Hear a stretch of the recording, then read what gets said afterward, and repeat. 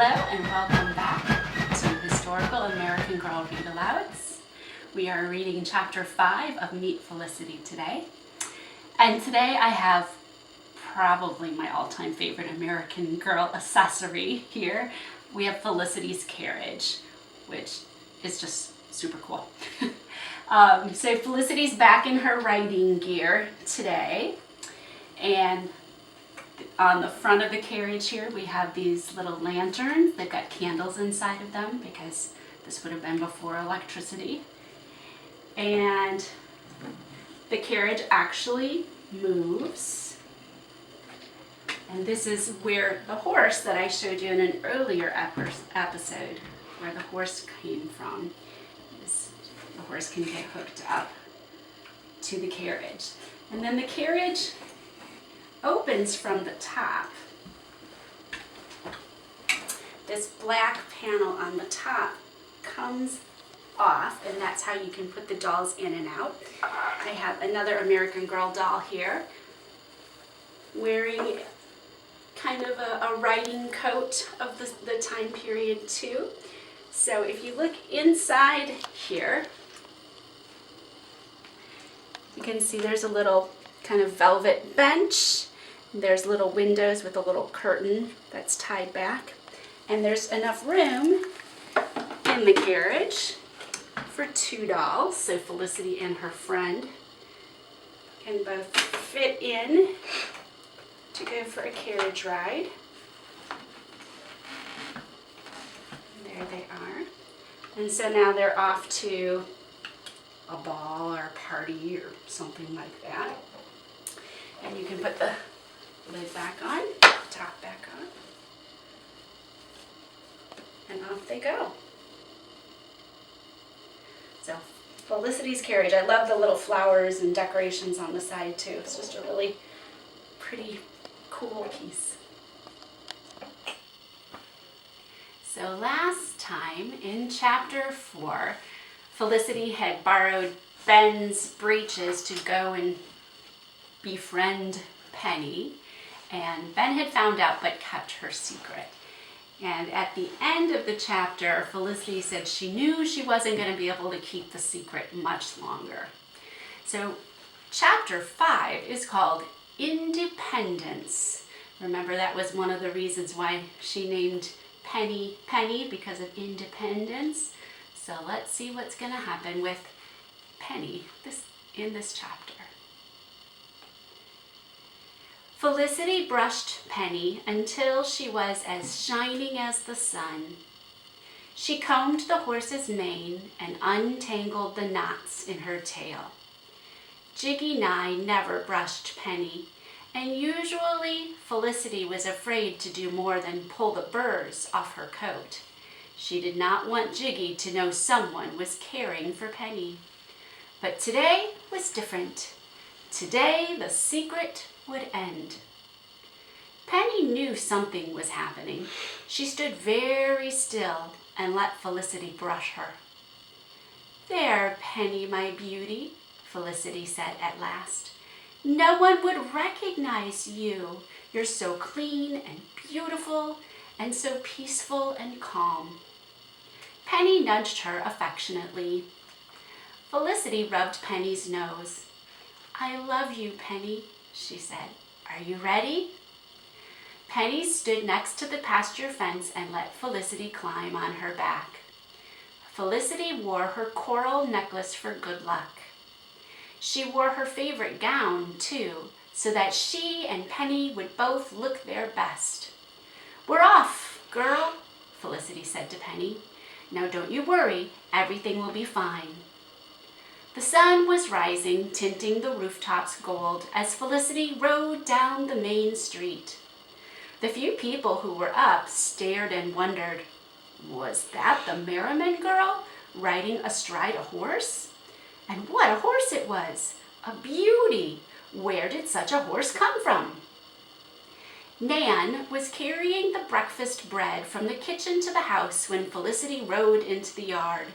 Nan's mouth fell open in astonishment. She called out, "Mother! Father! Come quick!"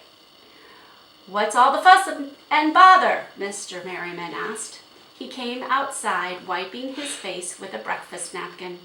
He stopped still when he saw Felicity riding Penny. "Look!" cried William behind him. "Lissy's horse! Lissy's horse!" "Felicity Merriman!" exclaimed Mother. "What are you doing? Where did you get that horse?" "It's Penny," said Felicity. "It's the horse I told you about." Ben came toward her. Penny stepped back nervously. "It's all right, Penny," said Felicity. "It's all right." She stroked the horse's neck and Penny calmed down. Slowly, Ben reached up and touched Penny's neck. "Is that the horse from Jiggy Nye's tannery?" asked Mr. Merriman. "What on earth are you doing with Jiggy Nye's horse? Does he know you have it? Why have you brought her here?" "I wanted you to see her, Father," said Felicity quickly. "I wanted to show you how lovely and gentle she is. Penny was never vicious.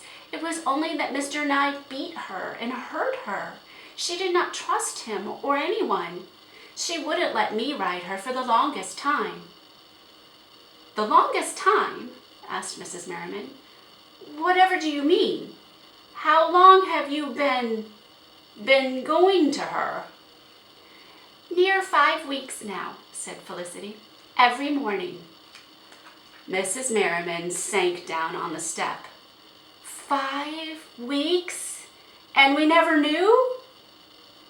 "But how did you tame her?" asked Mr. Merriman. "Who showed you what to do?" "Penny herself. She showed me what to do," said Felicity. "All I had to do was to be patient and careful, and I had to wait for her to trust me." "She's a beautiful horse," said Mr. Merriman, "and she seems mild as a lamb. But she is not your horse to ride, even if you did tame her. You know it is wrong to borrow a horse without asking. You must take her back to the tannery now. You must apologize to Jiggy Nye for riding his horse, and you must never ride Penny again unless Jiggy Nye says that you may." But Father, you don't understand. I want to keep her," cried Felicity. "I heard Mr. Nye say that anyone who could ride her could have her. I can ride her, so she's mine." Mr. Merriman shook his head.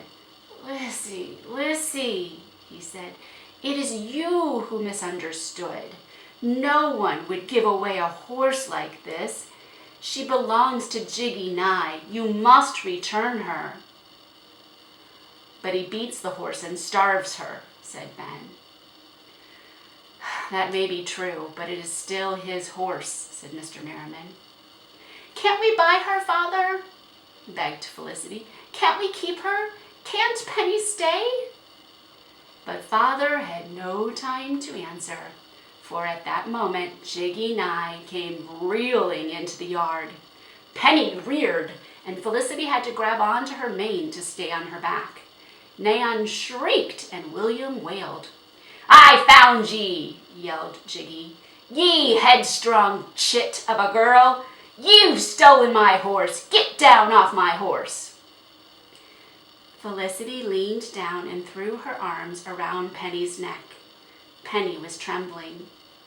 "You said anyone who could ride her could have her," Felicity said to Jiggy.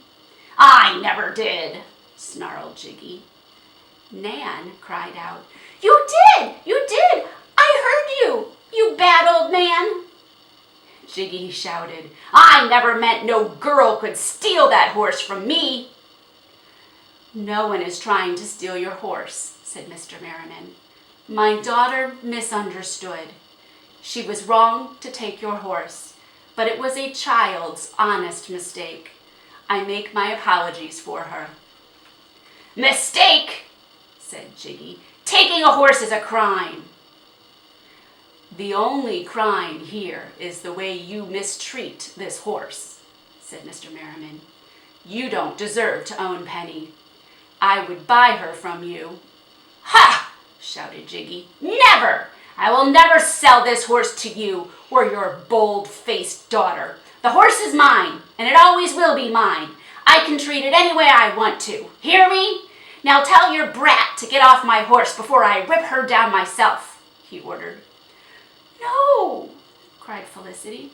No, don't let him take Penny. Father, please don't. Mr. Merriman looked up at Felicity sadly. Penny does not belong to you, Felicity. You must let Jiggy Nye take her. Felicity held Penny tight. Please, Father, please, she begged. We can't let Penny go. Mr. Merriman gently opened Felicity's arms and slid her off Penny's back. Jiggy put a rope around Penny's neck and pulled it tight. He turned to Felicity and said, Don't you come sneaking around. If I see you near this horse, I swear I'll kill it. I'll tan its hide before I let you touch it again. Mr. Merriman put both his hands on Felicity's shoulders. I will not have you speak so roughly to my daughter, Nye. Be off with you, he said. Jiggy spat in the dust. Then he yanked on the rope and led Penny away. Felicity felt dead inside. Penny was gone, and all her hopes were gone too. Penny, she whispered. Then she turned and ran to the stable so that no one could hear her cry. A while later, Father came into the stable to find her. Felicity was stroking old Bess. She took comfort in Bess's warm, horsey smell. Father put his arm around Felicity. Have you cried all your tears, my child? He asked. Felicity nodded. They sat quietly for a while. Then Felicity said, It was all a waste, wasn't it? It was all for nothing. Nothing? Said her father. Didn't you tame that horse? Didn't I see you riding her, looking as fine as a queen? But look how it ended, said Felicity. Jiggy Nye has taken Penny back. I was wrong to ride off with her and wrong to think that I could keep her. I was wrong to try to make her mine. No, Felicity, my dear, said Father. It is never wrong to try to earn something you love. Indeed, 'tis only wrong not to try. You hoped for something and you put hard work behind your hope. I can only be proud of a daughter who can do that. He kissed Felicity's forehead. You come back to the house when you're ready. After Father left, Felicity pulled Ben's breeches out from under the bucket. She went to Ben's room and knocked. When he opened the door, Felicity held out his breeches. She said nothing. Ben took the breeches. Suddenly he said, Felicity, I have a little money. Maybe if we offered Mr. Nye money. No, Ben, said Felicity. You heard him say he will never sell Penny to us. He's too hateful. But Penny will never let Mr. Nye ride her, said Ben. If he touches her, she'll go vicious again. Then he will beat her and starve her, and soon I fear he'll kill her, Ben, said Felicity. Aye, whispered Ben. I fear he will. We've got to save her somehow, said Felicity. We've got to. What can we do? If only you could hide her somewhere, murmured Ben. Penny's not a horse that was meant to live hidden away, said Felicity. She'd die of sadness if she were kept closed up in a stable or a pen. You are right, nodded Ben. She'd be better off loose again, running free in the woods. Felicity said softly, Aye, she'd be better off running free. Then Felicity looked at Ben. She'd be better off running free, she said louder. Ben looked sad. Felicity, he said slowly, if you let her loose, you will never see her again. Felicity nodded. And if you untie her and open the pasture gate and let her go, then that would be stealing, said Ben. The punishment for horse theft is hanging. Felicity nodded again. Without a word, she took the breeches out of Ben's hands and left. That night, Felicity didn't sleep at all. It was still dark, still the middle of the night when she crept out of bed, pulled on Ben's breeches, and ran along the familiar path to Penny's pasture. The pasture gate was fastened shut with a heavy chain and lock, so Felicity climbed over the fence. She was surprised to see that Penny was not tied to the stake as she usually was. Why didn't Mr. Nye tether her? Felicity wondered. Felicity whistled softly, and Penny trotted over to her and nuzzled her hello. Felicity climbed onto Penny's back and whispered in her ear, "That's my girl, Penny. That's my fine one. Come on now, girl. Let's fly." And just like all the mornings before, Penny trotted, then cantered, then galloped across the pasture. Faster and faster she flew. Felicity buried her face in Penny's mane and held on tight. Swiftly and smoothly, Penny sped across the pasture toward the tumble-down part of the fence. Felicity looked ahead and gasped in fear. The fence had been fixed. It loomed high and solid before them. "Oh, Penny can't jump that fence," Felicity thought. "It's too high." But with one graceful leap, Penny jumped and sailed over the highest rail. And just as she did, just as she crossed the fence, Felicity let go of Penny's mane. She slipped off Penny's back and fell with a thud inside the pasture. Penny galloped on, carried by the force of her jump, running toward the woods.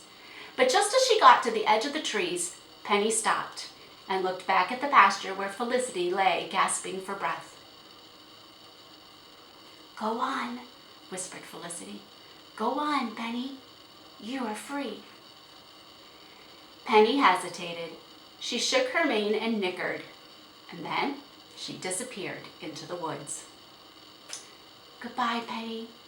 Goodbye, my girl," Felicity whispered. She sat on the cold ground and waited to be sure Penny was not going to come back.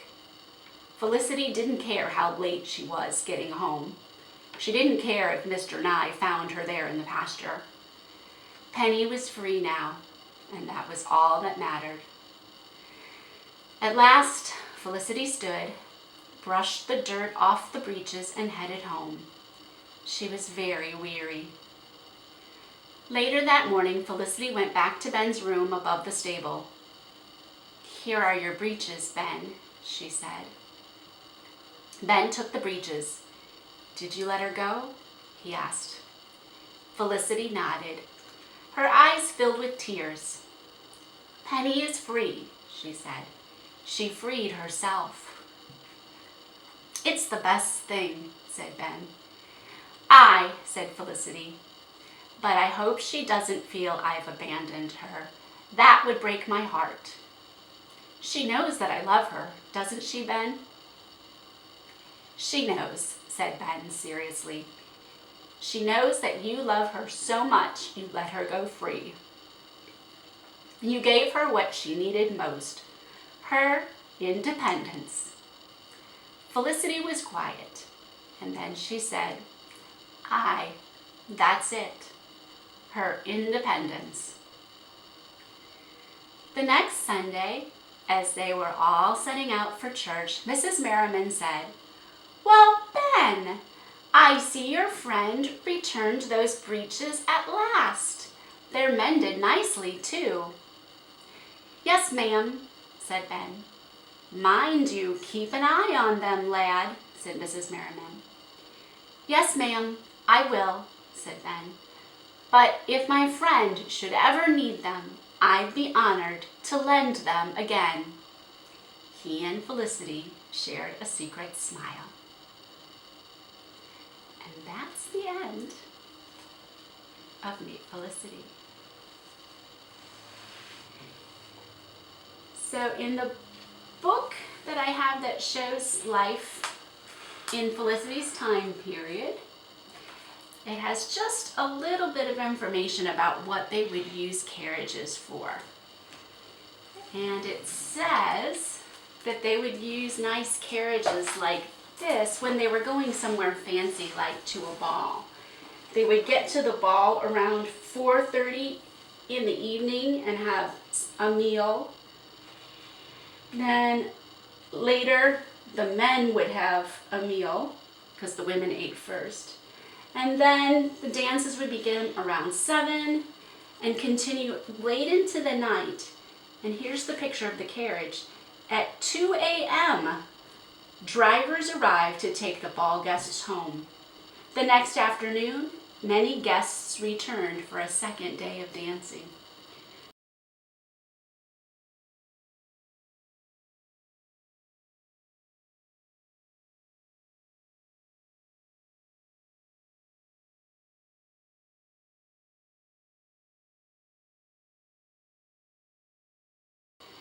So the balls that they had were huge occasions and lasted for hours and hours, sometimes days and days.